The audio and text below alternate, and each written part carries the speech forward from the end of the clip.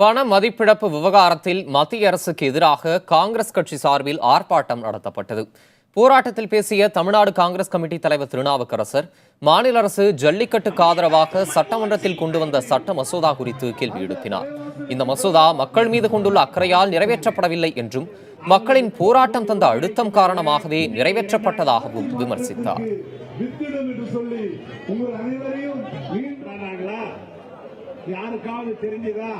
ஒரு வாரம் கழித்து இயற்றிய இந்த சட்டம் இயற்றுவதற்கு தமிழ்நாடு சட்டமன்றத்திற்கு அதிகாரம் இருக்கிறது, கூட்ட முதலமைச்சருக்கு அதிகாரம் இருக்கிறது என்றால் ஏன் ஒரு வாரத்திற்கு முன்னாலே இது செய்யவில்லை? பொங்கலுக்கு முன்னாலே ஏன் செய்யவில்லை? முன்கூட்டியே செய்திருந்தால் இவ்வளவு அவதி மக்களுக்கு ஏற்பட்டிருக்காது.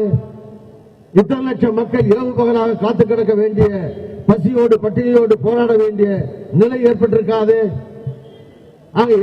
என்ன முன்னெச்சரிக்கையோடு அல்லது என்ன ராஜதந்திரத்தோடு இந்த ஆட்சி நடக்கிறது?